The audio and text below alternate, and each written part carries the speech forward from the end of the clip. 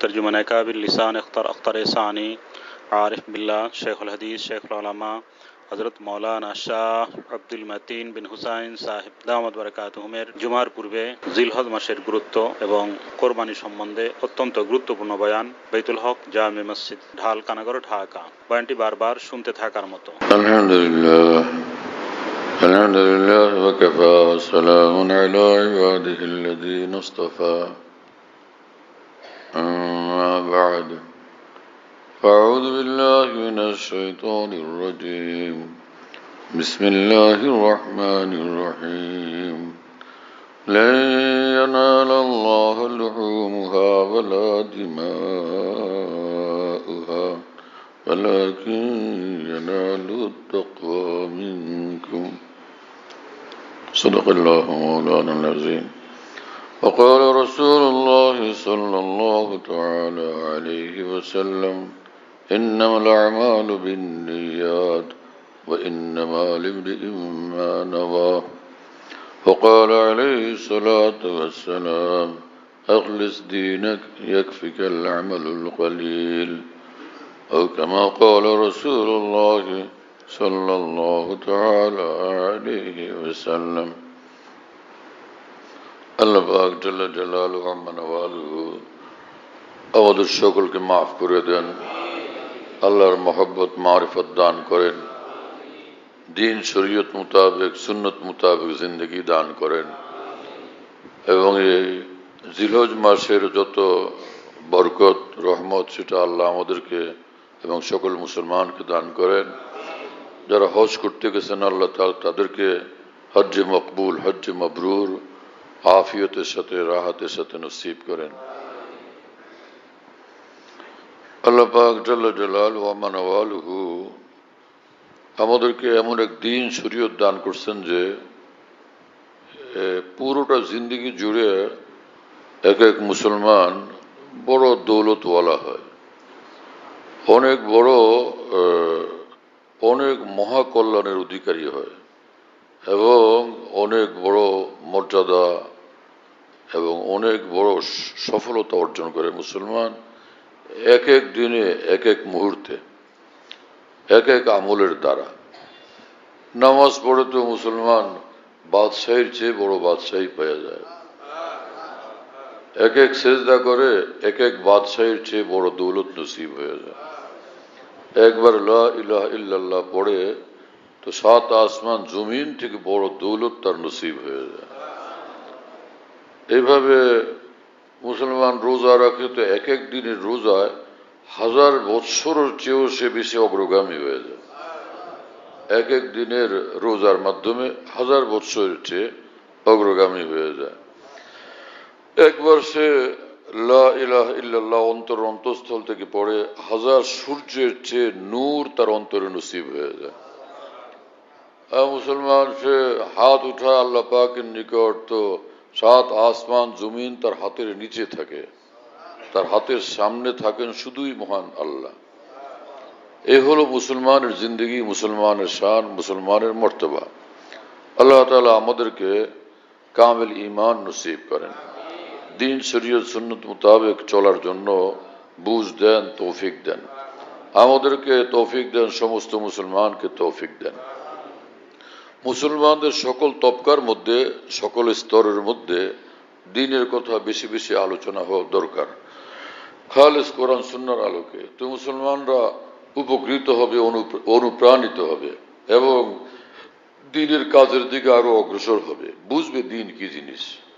সাহাবায়ে কেরাম রাদিয়াল্লাহু তাআলা আনহুমের শান ছিল তারা দ্বীনকে বুঝতেন এবং এই জন্য দ্বীনের সহি বুঝ থাকার কারণে তাদের অন্তরে ইখলাসও থাকতো বড়, আর ইখলাস বড় থাকার কারণে দ্বীনের বুঝ সহি থাকার কারণে গভীর থাকার কারণে এক এক আমল হইতো ভারী। আল্লাহ তাআলা সেরকম দ্বীনের বুঝ সহি বুঝ আর সেরকম ইখলাস আমাদেরকে নসিব করেন। ইখলাসের সাথে আমল করলে বালু, একটা বালু সেটা স্বর্ণের পাহাড়ের চেয়ে বড় হয়ে যায় ইখলাসের সাথে যদি আমল করে। হ্যাঁ, হজে যাইতে পারে নাই কিন্তু আফসোস করে যে হ্যাঁ আমি তো যাইতে পারলাম না, আল্লাহর ঘর দেখতে পারলাম না। যদি যাইতে পারতাম। তার অন্তরের ব্যথা যন্ত্রণা কেউ তো দেখে না, কিন্তু আল্লাহ পাক দেখেন। আর সে মহান আল্লাহ তার এই ব্যাকুলতার কারণে এক এক হজের সওয়াব যদি দিয়ে দেন, হজে না গিয়েও সে হজের অধিকারী, হজে না গিয়েও সে হজ পালনকারী। তো ইসলামের এক একটা আমল এরকম দামি। নিয়ত বড় জিনিস। এমনি উঠে বসে উঠে বসে উঠে বসে, হ্যাঁ, আর কপালে মাটির মধ্যে কপাল ঠুকে 100 বার 1000 বার করলো, কিছুই না এটা। কিন্তু উজু করলো আর আইসা কেবলামুখী হয়ে যে আমি নামাজের নিয়ত করলাম, আল্লাহু আকবার। এই আগে তো উঠছিল বসছিল, কিন্তু এইবার শুধু যে দাঁড়াইলো আল্লাহু আকবার বলে, সাথে সাথে কাবার নূর তার অন্তরে পৌঁছতে থাকে। এবং যখনই সে আল্লাহু আকবার বলে নামাজে দাঁড়ায় গেল, তার সামনে মহান আল্লাহ, আল্লাহর সামনাসামনি হয়ে যায় সে মুসল্লি। কি মর্যাদা এক এক আমলের। তো এই নিয়তের কারণে আমলটা কত দামি হয়ে গেল। হ্যাঁ, রাস্তায় ঘোরাঘুরি করে তো ঘোরাঘুরি করে, কিন্তু একজনে ঘুরতেছে আর দেখতেছে যে এটা কাবা শরীফ, আল্লাহর ঘর। এটা ঘোরাঘুরি না, নিয়তের কারণে এটা মস্ত বড় আমল, অনেক বড় ইবাদত হইতেছে, আল্লাহর ঘর দেখতেছে সে, হ্যাঁ না? তো একজনে ছুটতেছে রাস্তা দিয়ে, দ্রুত গতিতে যাইতেছে, কোথায় যাইতেছে? আরেকজনে তার চেয়ে ধীর গতিতে যাইতেছে, কিন্তু তার উদ্দেশ্য হলো আমি আল্লাহর ঘর মসজিদে যাব। একজন দ্রুত গতিতে যায়, সেটা কোনো কাজে লাগলো না। আরেকজন ধীর গতিতে যায়, আল্লাহর ঘর মসজিদে যাব। প্রতিটি কদম ইবাদত, প্রতিটি কদম ইবাদত। সে বিশাল বড় 100 তলার বিল্ডিং দেখলো, তো দেখলো সুন্দর লাগলো, কিছুই কাজে আসলো না। আর একটা ছাপড়া ঘর, মসজিদের টিন দেওয়া, বেড়া দিয়ে বাঁধানো, তো সে একটা ছাপড়া ঘরই দেখলো, কিন্তু সেটা মসজিদ। সে দেখলো এবং বলল যে এটা আমার আল্লাহর ঘর, এটা আল্লাহর ঘর, এটা মসজিদ। আল্লাহ একবার, আল্লাহর ঘরের মহব্বতের মর্যাদা, সওয়াব আর নেকি তার নসিব হয়ে যাবে। হাজারো বই পুস্তক, মোটা মোটা ভারী ভারী, হাজার হাজার পৃষ্ঠা ওয়ালা, সে দেখলো কোনো কিছুই তার হলো না, যে ভাই এক নেকি হয়েছে, কোনো লাভ হয়েছে, কিছুই হলো না। কোরআন শরীফ পড়তেও জানে না, কিন্তু সে কোরআন শরীফ হাতে নিয়ে বলল, আহা, এটা আমার রব্বুল আলামিনের কিতাব, আমার আল্লাহর কিতাব। এটা অনেক বড় আমল হলো, অনেক বড় ইবাদত হলো। হযরত ওমর ইবনে আব্দুল আজিজ রহমতুল্লাহ আলাইহি কত বড় মানুষ ছিলেন। ওমর ইবনে আব্দুল আজিজ রহমতুল্লাহ আলাইহি, যাকে দ্বিতীয় ওমর বলা হয়, তো তিনি কোরআন শরীফ তেলাওয়াত করতেন যখন, তো তখন আগে কোরআন শরীফ হাতে নিতেন এবং সে চোখে লাগাইতেন, বুকে লাগাইতেন, চুমু খাইতেন এবং বলতেন যে হাযা মনসুর রব্বি, এই কোরআন, এই কিতাব আমার রব্বুল আলামিনের পয়গাম আমার নিকট, আমার নিকট আমার রব্বুল আলামিন পয়গাম পাঠাইছেন। হ্যাঁ, শাহী বার্তা পাঠাইছেন, শাহী বার্তা মহান রব্বুল আলামিনের। কোরআনে কারীম আজিমুশ শান কিতাব। তো এক এক আমল ইসলামের কত দামি, আল্লাহু আকবার। এক একটা সময় ইসলামের মধ্যে কতটা দামি, এক এক সময় এক এক মূল্যবান সময় আসে। যেমন সে যখন মানুষ হজ করতে যায়, উমরা করতে যায়, মসজিদুল হারামে ঢুকলে, মসজিদে নববীতে ঢুকলেই মনে হয় নূরের মধ্যে এসে গেছে, একদম নূরই নূর, ওখানে রহমতি রহমত মনে হয়, নূরই নূর মনে হয়। হ্যাঁ, ঠিক অনুরূপ রমজান মাস শুরু হয়ে গেলে মনে হয় যে রহমতের ঝড় তুফান চলতেছে, নূর আর নূর বর্ষণ হইতেছে। রমজান মাস এরকম। আজীব শান রব্বুল আলামিনের। ঈমানওয়ালাদেরকে, মুসলমানদেরকে আল্লাহ পাক এত বড় বড় দৌলতের অধিকারী করে দিয়েছেন। কিছু লোকেরা তারা দিন ধর্ম থেকে, ইসলাম থেকে, দিনের আমল থেকে, ইবাদত বন্দেগী থেকে দূরে থাকে, তো কিছুই স্বাদ মজা পায় না। মুসলমান হয়ে অমুসলমানের মতো কথাবার্তা বইলে ক্ষতিগ্রস্ত হয়ে যায়। মুসলমান কিন্তু ইসলামী দিশা তার কাছে নেই, ইসলামের আলো তার কাছে নেই। এরকম মুসলমানও বহুত আছে। মরলে পরে জানাজা দেওয়া লাগে, এতটুকু মুসলমান, কিন্তু তার আগ পর্যন্ত ইসলামী জিন্দেগির সাথে কোনো সম্পর্ক রাখে না। যদি এই সকল মুসলমান ইসলামী জিন্দেগির সাথে সম্পর্ক রাখে, তো কত না মর্যাদাবান হয়, কতটা সুখের জীবন নসিব হয়ে যায়। হ্যাঁ, এই যে সর্দারের মধ্যে কি মজা, সর্দার হওয়ার মধ্যে কি মজা, নেতা হওয়ার মধ্যে কি মজা, বাদশাহ হওয়ার মধ্যে কি মজা। মজা তো সিজদার মধ্যে, মজা তো আল্লাহ পাকের জিকিরের মধ্যে, মজা তো দোয়া মোনাজাতের মধ্যে, মজা রোজা রাখার মধ্যে, মজা হলো হজ উমরা করার মধ্যে। জিলহজ মাসের প্রথম 10 দিন বড় মর্তবা বলা। এই রাতগুলোতে কোনো ইবাদত করলে সবে কদরের ইবাদতের মর্তবা হয়। এখনো তো কয়েক রাত আছে সামনে, আজকের রাত আছে, কালকে শনিবার, পরশু রবিবার, সোমবার। এক এক রাত সে ইবাদত করলে, যে ইবাদতই করুক, চাই 2 রাকাত নফল পড়লো, সবে কদরের মর্তবা নসিব হবে। 2 রাকাত সবে কদরের 2 রাকাত পড়লো সে, 4 রাকাত পড়লে সবে কদরের 4 রাকাত পড়ছে সে। মোনাজাত করলে সে সবে কদরের দোয়া মোনাজাত করছে। লা ইলাহা ইল্লাল্লাহ জিকির করলে কিছুক্ষণ 100 বার করলো, সে সবে কদরে সে লা ইলাহা ইল্লাল্লাহ পড়লো। এইরকম মর্তবা নসিব হবে। আর রোজা রাখলে এক এক দিনে 1 বছর রোজার সওয়াব। এখন ওই শনিবার রবিবার 2 দিন কারো হিম্মত হয় রাখতে পারেন, আল্লাহ পাক তৌফিক দেন। অসুস্থ মানুষ যারা, তাদের শারীরিক কারণে নিজের স্বাস্থ্যের খেয়াল রাখতে হয়, না রাখলেন। যাদের হিম্মত হয় রাখলে ফায়দা, ফরজ না, ওয়াজিব না, রাখলে ফজিলত এত। আর কুরবানি করে মুসলমান, কোরআন শরীফে আল্লাহ পাক বলছেন, লা ইয়ানাল আল্লাহ লুহুমুহা ওয়ালা দিমাউহা ওয়ালাকিন ইয়ানালুহুত তাকওয়া মিনকুম। যে তোমরা যে কোরবানি করবে, তো কোরবানির এই পশুর রক্ত এবং গোশত, এটা কি আল্লাহর কাছে পৌঁছাবে? গোশত তো তোমরা খাবে, কিন্তু আল্লাহকে যে ভালোবাসলে, আল্লাহকে মহব্বত করলে, সেই জিনিস আল্লাহ পর্যন্ত পৌঁছে যায় এবং আল্লাহ তাআলা কবুল করে নেন। ওয়ালাকিন ইয়ানালুহুত তাকওয়া মিনকুম। তোমার যে মহব্বত আল্লাহর জন্য, তোমার অন্তরে মহব্বত, হ্যাঁ, বেকুলতা, বেচাইনি, এবং তোমার যে ত্যাগ স্বীকার, এটা আল্লাহ পর্যন্ত পৌঁছে যায় এবং আল্লাহ পাক খুশি হয়ে যান। হ্যাঁ, ওয়ালাকিন ইয়ানালুহুত তাকওয়া মিনকুম কাযালিকা সাখরাহা লাকুম লিতুকাব্বিরুল্লাহা আলা মা হাদাকুম। আল্লাহ পাক জাল্লা জালালুহু ওয়া মানওয়ালু এভাবে কোরবানির পশুগুলোকে তোমাদের অনুগত করে দেন, ওদের দ্বারা তোমরা কোরবানি করো। তো এইভাবে তোমরা মহান আল্লাহর মহত্ব এবং বড়ত্ব প্রকাশ করো।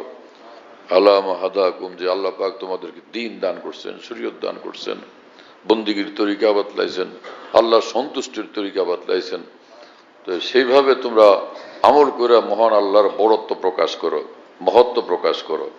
হ্যাঁ, ওয়াবাশশিরিল মুহসিনিন। এবং আল্লাহ পাক বলেন, এইভাবে সুন্দর যারা আমল করে, হে রাসূল, আপনি তাদেরকে সুসংবাদ দেন যে ওরা আমার। ওয়াবাশশিরিল মুহসিনিন, এই সুন্দর সুন্দর যারা এইভাবে সুন্দর আমল করে, সুন্দর বন্দেগী করে, সুন্দর জিন্দেগি বানায়, আপনি ওদেরকে সুসংবাদ দেন, আমি খুশি হয়ে গেছি। হ্যাঁ, ওদেরকে জান্নাত দিব এবং আমি ওদের, ওরা আমার এবং আমি ওদের, সুসংবাদ দিয়ে দেন আপনি। সুবহানাল্লাহ বিহামদিহি। এবং রাসূলুল্লাহ সাল্লাল্লাহু আলাইহি ওয়াসাল্লাম বলছেন, ওয়া ইন্নাদ দামা লা ইয়াকাউ বিমাকানিন মিনাল্লাহি ক্বাবলা আন ইয়াকা আলাল আরদ। কুরবানির পশুর রক্ত জমিনে পড়ার আগে আল্লাহ পাক সেটাকে গ্রহণ করে নেন। আল্লাহ পাক কবুল করে নেন। রক্ত জমিনে পড়ার আগে কবুল করলাম রে তোরটা, আগে আল্লাহ পাক কবুল করে নেন। কি শান মুসলমানের! ও ভাই, সুবহানাল্লাহ। হ্যাঁ, এক হাদিস শরীফে আছে যে মানুষ যে দান সদকা করে না, কাউকে দেয়, যে গরিব মিসকিনকে দেয়, অসহায়কে দেয়, কাউকে দেয়, রাসূলুল্লাহ সাল্লাল্লাহু আলাইহি ওয়াসাল্লাম বলছে, ইন্না সাদাকাতা, হ্যাঁ, ইন্না সাদাকাতা তাকাউ আলা ইয়াদিল্লাহি ক্বাবলা ইয়াদিস সাইল। যে ব্যক্তিকে দান করা হলো, তার হাতে পৌঁছার আগে ওই দান আল্লাহর হাতে পৌঁছে যায়। হ্যাঁ, আল্লাহ পাকের হাতে আগে পৌঁছে, ক্বাবলা ইয়াদিস সাইল, ক্বাবলা আন তাকা আলা ইয়াদিস সাইল। সাইলের হাতে, সেই ভিক্ষুকের হাতে পৌঁছার আগে প্রথমে এটা আল্লাহ পাকের হাতে পৌঁছে যায়, মানে ওর হাতে দেওয়ার আগেই আল্লাহ কবুল করে নেন। সুবহানাল্লাহ তাআলা বিহামদিহি। হ্যাঁ, আল্লাহ একবার কুরবানি করা চাই আল্লাহকে খুশি করার জন্য। এই প্রতিযোগিতা করা মানে এই অর্থে যে যাতে নাম ধাম হয়, 1 কোটি টাকার গরু, 10 লাখ টাকার গরু, 20 লাখ টাকার গরু ইত্যাদি, এগুলো খেয়াল না থাকে। খেয়াল থাকে এই যে আমার আল্লাহ যাতে খুশি হন। এবং আসলে মুসলমানের শানই, গরু তো 12 মাস থাকে বাজারে, গরু দিকে কেউ কোনোদিন খুশি হয়? হ্যাঁ, যে হাজার হাজার গরু রাস্তা দিয়ে যেতেছে, সবাই খুশি হলো, আল্লাহ একবার কি ব্যাপার, এরকম গুরুত্ব তো কেউ দেয় না। তো কোরবানির গরু ছোট হলেও সবাই তাকিয়ে দেখে, কালা হলো লাল না হোক, কালা হলো সবাই তাকায় তাকায় দেখে যে ভাই কি খবর, ভাই কত জানছেন। এই সেটা 5 লাখ টাকা হওয়া জরুরি না, 2 লাখ টাকা হওয়া জরুরি না, বরং কোরবানির পশু বাস, সকলে খুশি। এই কথাই প্রমাণ করে যে যে কোরবানির দ্বারা মুসলমান আল্লাহকে ভালোবাসতে চায়, আল্লাহর জন্য তার অন্তরে মহব্বত আছে, সেই জন্যই সে কোরবানির পশু কিনে। নিয়ত এমন জিনিস না যে কি জানি আমারটা হলো কিনা, কি জানি আমারটা হলো কিনা, কি জানি হলো কিনা, না, আপনি আল্লাহর জন্য নিয়ত করছেন, নিঃসন্দেহে এটা আল্লাহর জন্য। কি জানি এটা হলো কিনা, এটা কিরকম যে করাচিতে এক মাদ্রাসার এক হুজুর ছিলেন। হ্যাঁ, উনি মসজিদ পাশে, তো মুসল্লিরা নামাজে দাঁড়ায় যেতেছে, উনি উজু করতেছেন, উজু করতেই আছেন। মানে ওনার একটাই সমস্যা ছিল যে সব উজু ঠিক আছে, কিন্তু মাথা মোছা করতেন না, মাথা মোছা করে পরে ভাবতেন যে হলো কিনা কি জানে, আবার হাতে পানি লাগে আবার মাথা মোছা করতেন, পরে ভাবলেন যে কি জানি মশারা ঠিক মতো হলো কিনা, আবার পানি লাগে আবার মশা করতেন। এতক্ষণে যে জামাত শুরু হয়ে গেছে, উনি মাথায় মশা করতেছেন, আবার একটু পরে কি জানি হলো না হলো মশা, আবারও মশা করে। এইভাবে নামাজ 3 রাকাত হয়ে গেছে। হ্যাঁ, জোহরের নামাজ ধরেন, এরপরে সে আরো আরো মাথা মশা করতেছে, খালি পানি নেয় মাথা মশা করে, পরে দেখে যে হলো কিনা। এই এখন চতুর্থ রাকাত শুরু হয়ে গেছে, চতুর্থ রাকাত চলতেছে। তখন সে মনে করলো যে আল্লাহ এইবার তো আমার জামাত ছুটে যাবে। তখন সে চিন্তা করলো যে মাথায় পানি পৌঁছানো না পৌঁছে দিশা তো পাই না, তো হাউজের মধ্যে মাথা ডুবাই দিতে,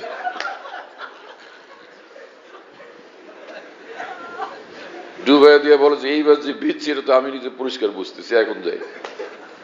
নিয়ত কোন এরকম বিষয় না।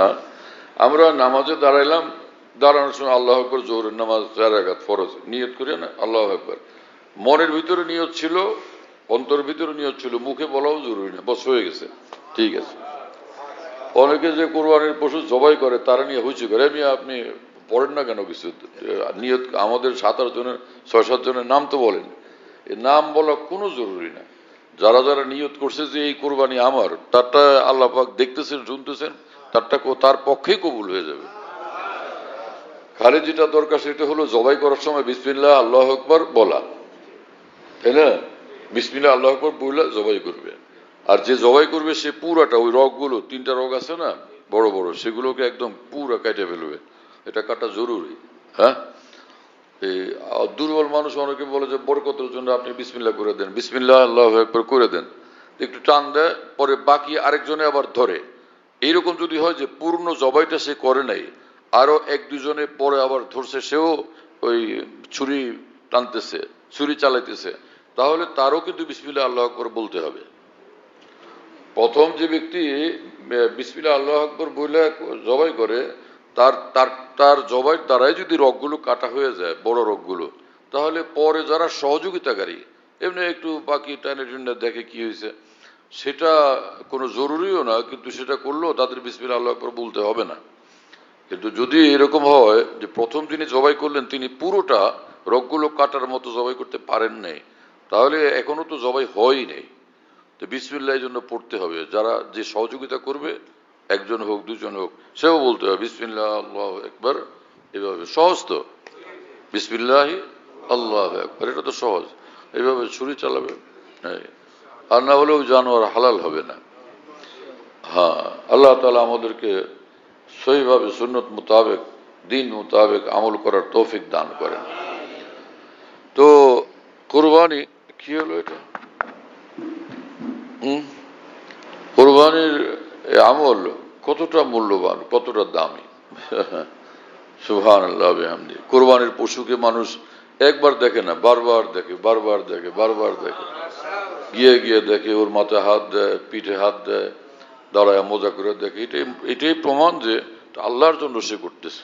এই জন্য এতটা মহব্বত লাগে একটা পশুর জন্য, এতটা মহব্বত লাগে। হ্যাঁ, সুবহানাল্লাহ তাআলা বিহামদি। গরু তো মানুষের ঘরে থাকে বা রাস্তায় বাঁধা থাকে, কে গিয়ে গরুরে বারবার দেখে, বারবার দেখে, আবার বাসা থেকে নেমে আবার বাচ্চা কাচ্চারা মিলে দল বান্ধা আবার যায় গরুটা আবার দেখে, আবার এরকম হয়? এমন তো হয় না। দেখলো তো দেখলো, বরং সে বারবার দেখে কোরবানির পশুকে মহব্বতে। আল্লাহ তাআলা আমাদের সকলকে যারা যারা কোরবানি করবেন আল্লাহর জন্য কোরবানি করার তৌফিক দেন এবং আল্লাহ তাআলা নিজ দয়াতে কবুলও করেন। হ্যাঁ, এবং এই মৌসুমি হজ। হ্যাঁ, আজকে তো আমাদের এখানে 7 তারিখ, ওখানে সৌদিতে 8 তারিখ। ওইখানে আজকে তারা সব এখন মিনাতে আছে, হাজি সাহেবরা। সে বেসুমার মানুষ, লক্ষ লক্ষ মানুষ সব মিনাতে, সবাই খুশি। তাবুর মধ্যে শুয়ে বসে সকলে খুশি। তাবু, শুধু তাবু, তাবুর ভিতরে সব খুশি, জায়গা নাই, কিছু নাই, অল্প একটু জায়গা, কষ্ট মষ্ট করে। অনেক লোক জায়গা পায় না, শোয়ার মতো জায়গা পায় না, পরে এমনি বসে থাকে। এই পায়ের কাছে এক গ্রুপের পা এদিকে আর এক গ্রুপের পা ওইদিকে, মাঝখানে একটু একটু জুতা রাখারও জায়গা থাকে না। এই ফাঁকাটুকু কোন রকম 2-4 আঙ্গুল থাকলে হয়তো এসে একজন বসলো এখানে, তো বাকি 2-4 লোকের একটু সরে সরে হয়তো বাইরে একটু জায়গা দিল। জায়গায় পাওয়া মুশকিল, কিন্তু সকলে খুশি আমি মিনে আসছি। ওখানে দোয়া করে, কবুল হয়। ওখানে আল্লাহ পাকের জিকির করে, দোয়া মোনাজাত করে। অনেকেই গিয়ে ওখানে খালি হইচই করে, কথাবার্তা বলে আর নানান রকমের ঝামেলা করে। আল্লাহ পাক বলছেন যে হজ করতে গেলে তোমরা ঝগড়াঝাটি করো না, এমনি বকাঝকা করো না, এমনি কোনো গুনাহ না হয়, এগুলোর খেয়াল রাখবা। অথচ হজের মধ্যে লোকেরা সব করে, খালি কেবল গরম হয়। হ্যাঁ, রমজানের দিনে ইফতারের আগে আগে অনেক মানুষ খালি মেজাজ করে। এই বিকাল সারাদিন রোজা রেখে মাথা গরম হয় কিছু লোকের, বিকালবেলা খালি হইচই করে, রাগারাগি করে। হজ করতে গিয়ে কিছু লোক ওইখানে খালি মেজাজ করে, হজ টজ সব নষ্ট করে এসে পড়ে। এসব লোক আখলাক আগে থেকে বানানোর চাই। হজে যাওয়ার আগে, হজে যাওয়ার আগে নিজের আখলাক বানানোর চাই। আমার জবানের দ্বারা, আমার কথার দ্বারা, আমার আচরণের দ্বারা আরেকজন কষ্ট না পায়, হ্যাঁ, আঘাত না পায়, অপমানিত না হয়, আগে থেকে আখলাক এখানে বানানোর চাই। না ওখানে গিয়া এই যার উল্টা জিন্দগি, ওখানে গিয়া সেটা নিজেকে বড় ক্ষতি করে, ওই মানুষের হজকে বড় ক্ষতি করে ফেলে। আরাফার ময়দানে গিয়েও কিছু লোক এইভাবে করে। অথচ আরাফার ময়দান এরকম যে সেখানে সে সব উকুব আরাফা, যখনই সূর্য ঢলে, দুপুরবেলার সূর্য ঢললো, আরাফার এই বিশেষ আমল, আরাফার দিনের আগামীকাল 9 তারিখ না, তাদের আজকে 8 তো কালকে 9, তো সেখানে আরাফার ময়দানে ধুম শুরু হয়ে যাবে কান্নাকাটি। সে কি কান্নাকাটি, সুবহানাল্লাহ, কান্নাকাটি রোল পড়ে যায় পুরো আরাফার ময়দানের সব দিকে। যে এত লক্ষ মানুষ, 20-25 লাখ মানুষ সব কাঁদতে থাকে, দোয়া মোনাজাত করতে থাকে, এক আজীব দৃশ্য। ওখানে কাবা শরীফের তাওয়াফ চলতেছে, ওখানে সাফা মারওয়ার সাই চলতেছে, এখানে মিনায় থাকতেছে, ওখানে আরাফায় যেতেছে, ওখানে মুজদালিফায় পৌঁছতেছে, আরাফা থেকে ফের মুজদালিফা। কোনো ঘর নাই, মুজদালিফা হলো সেখানে, আরাফার তো কোনো ঘর বাড়ি নেই, তাও তাঁবুর তলে থাকলো। মুজদালিফা হলো রাত্রে থাকবে, ওখানে তো তাঁবুর দরকার নেই, ওইখানে খালি আসমানের নিচে, আসমান হলো তাঁবু, আর আসমানের তাঁবুর নিচে মাটির উপরে লোকজন শুয়ে থাকে। ওই রাত্রটা কোন রকম ওখানে কাটায়। কি করবে ওখানে গিয়ে ক্লান্ত শ্রান্ত হয়ে, যে মিনা থেকে আরাফা, আরাফা থেকে মুজদালিফা, ক্লান্ত শ্রান্ত হয়ে মানুষজন ওখানে এমনি শুয়ে থাকে এবং সবাই মনে করে আল্লাহ তো দেখতেই আছে যে আমি যে আর কুলাইতে পারতেছি, আমি দুর্বল হয়ে গেছি, আল্লাহ তো দেখেনি, আর কি করব, শুয়েই থাকে। আর হয়তো যদি দুই কথা একটু জিকির আজকার করলো, কমই মানুষ এরকম করতে পারে। ওখানের হালত এরকম হয় যে সব মানে ক্লান্ত শ্রান্ত পুরো, কেউ ঘুমাইতেছে, কেউ বসে আছে, নানান হালত চলতেছে।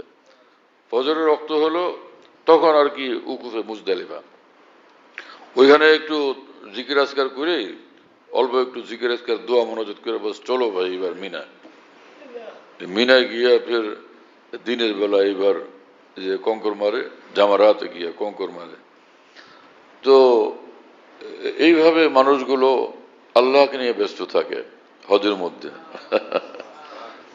কাবা ঘরের তাওয়াফ, আবার মিনা যাওয়া, আরাফা, মুজদালিফা, আবার কাবায় আসে, আইসা আবার কাবা ঘরের তাওয়াফ করে, তাওয়াফ জিয়ারা। সেই তাওয়াফ হলো ফরজ তাওয়াফ। সুবহানাল্লাহ তাআলা বিহামদিহি। আজীব শান ইসলামের, কি ইবাদত, কি বন্দেগী। পৃথিবীর কোথাও এইরকম ইবাদত বন্দেগীর কোনো নমুনা তো নাই। যেভাবে ইসলামের মধ্যে আল্লাহকে ডাকা, আল্লাহকে মহব্বত করা, আল্লাহর বন্দেগী করার তালিম আছে, নমুনা আছে। এই জন্য আল্লাহ পাক জাল্লা জালালুহু ওয়া মানওয়ালুহু বলছেন আমাদেরকে যে আমার নবীর জীবন তোমাদের জন্য নমুনা। তিনি যেমন করছেন তেমন তা তোমরা করো, তাহলে আমি খুশি, তোমরা আমাকে পেয়ে যাবে, তাহলে তোমরা জান্নাত পর্যন্ত পৌঁছে যাবে। হ্যাঁ, আতিউল্লাহ ওয়ার রাসূল লাআল্লাকুম তুরহামুন। আল্লাহর ইতাআত করো, আল্লাহর আনুগত্য করো, এবং আল্লাহর আনুগত্যের জন্য রসুলের আনুগত্য করো, তাহলে তোমরা কামিয়াব হয়ে যাবে। দোনো জাহানের রহমত ও কামিয়াবি তোমাদের নসিব হয়ে যাবে। আল্লাহ তাআলা আমাদেরকে কবুল করেন এবং তৌফিক দান করেন। আমাদের এই মসজিদের এখানে এমনি তো ঈদের নামাজ তো হয় ময়দানে, আসল সুন্নত তরিকা হলো ঈদের নামাজ ময়দানে হওয়া। তো শহর বন্দরে এতটা এখন জায়গা কমে গেছে যে ঈদের জন্য এরকম ময়দান পাওয়া মুশকিল। সেই কারণে এখন মসজিদগুলোতে ঈদের নামাজ হয়। এটা আসল সুন্নত তরিকা না, এটা হলো অপারগতার কারণে এমনটা হচ্ছে। ব্যবস্থা এখন বাইরে এরকম নাই। তা আমাদের এখানে ঈদের যে জামাত হবে সকাল 7টায় ইনশাআল্লাহ তাআলা, সকাল 7টায়।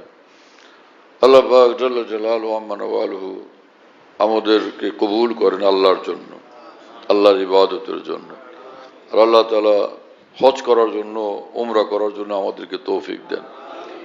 অনেকের বয়স হয়েছে কিন্তু হজ উমরা করতে পারেন নাই, মনের কষ্ট, তা আমি যেতে পারলাম না, আল্লাহর ঘরে ব্যবস্থা হয়নি এখনো।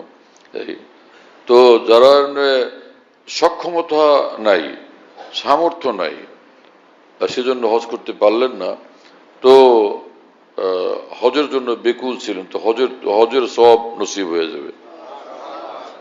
আর যাদের এরকম হজের সামর্থ্য ছিল কিন্তু হজ করে নাই, আল্লাহ রসুল সাল্লাল্লাহু আলাইহি ওয়াসাল্লাম বলছেন যে সে মানে এত কঠিন কথা, আল্লাহ পাক তার উপরে বহুত নারাজ, আল্লাহর ঘর দেখতে সে যায়নি, অথচ তার সামর্থ্য ছিল। হ্যাঁ, এজন্য সামর্থ্য থাকলে হজ করা চাই। উমরা করা তো ফরজ না, মান্নত করলেও উমরা করবো সেটা তো ওয়াজিব হয়ে যাবে, কিন্তু মান্নত না করলে তো উমরা তো কোনো ওয়াজিব হয় না, নফল উমরা। কিন্তু যদি নেশাব পরিমাণ সম্পদ থাকে, টাকা পয়সা থাকে, তাহলে হজ তো করতে হবে।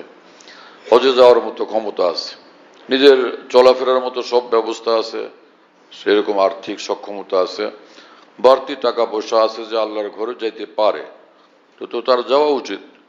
হ্যাঁ, যদি এটা না করলো ফালিয়ামুত ইনশা ইয়াহুদিয়ান বা ইনশা নাসরানিয়া। বহুতই আল্লাহ রসুল সাল্লাল্লাহু আলাইহি ওয়াসাল্লাম অসন্তুষ্টি প্রকাশ করছেন। আল্লাহ তাআলা আমাদেরকে কবুল করেন। মুখতাসর দোয়া করি, আলহামদুলিল্লাহ রাব্বিল আলামিন, ওয়াসসালাতু ওয়াসসালামু আলা সাইয়্যিদিল মুরসালিন ওয়া আলা আলিহি ওয়া আসহাবিহি আজমাইন।